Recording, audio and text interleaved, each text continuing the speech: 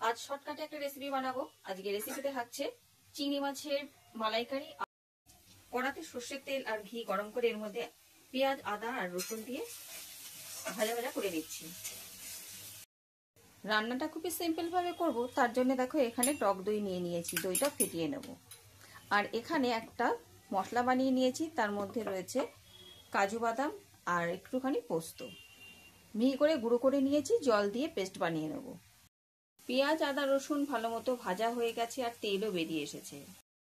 এর মধ্যে কয়েকটা মশলা অ্যাড করে দেবো, যার মধ্যে থাকছে জিরের গুঁড়ো, ধনের গুঁড়ো, হলুদ গুঁড়ো, লাল লঙ্কার গুঁড়ো। সব মশলা এখানে দিয়ে দিয়েছি আর এখন অ্যাড করে দিচ্ছি পরিমাণ মতো নুন। মশলাটা ভালো করে কষিয়ে নেব। মশলাগুলো একটু কুক হয়ে গেছে আর এখন দিয়ে দিচ্ছি বাদাম আর পোস্তর পেস্টটা। এটা ভালো করে কষিয়ে নিতে হবে। সামান্য একটু পোস্ত বাটা বাটি জল অ্যাড করে দিলাম। মশলাটা একটু ভালো করে কষিয়ে নেব। মশলাটা ভালো কুক হয়ে গেছে, এবার অ্যাড করে দেবো টক দই।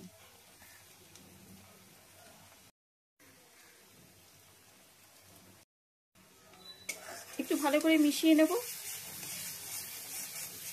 দইয়ের সাথে মশলা খুব ভালো করে কুক হয়ে গেছে, এবার গ্রেভির জন্য দিয়ে দেবো গরম জল। গ্রেভি ফুটে গেছে, এবারে দিয়ে দেবো ভেজে রাখা চিংড়ি মাছ।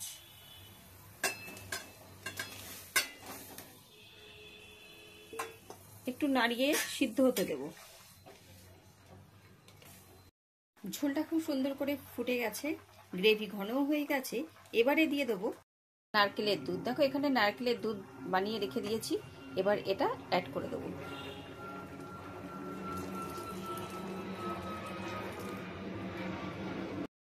এবারে দিয়ে দেবো 4টে কাঁচা লঙ্কা চেরা।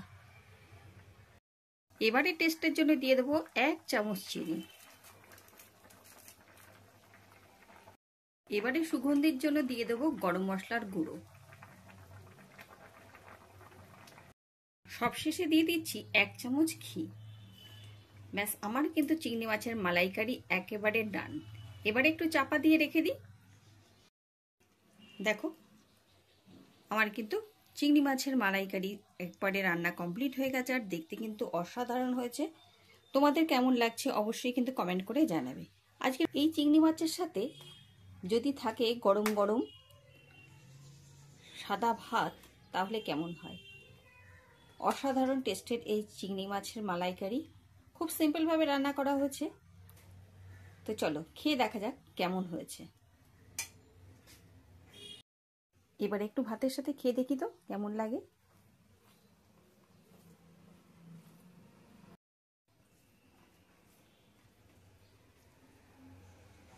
এটা তোমাদের জন্য।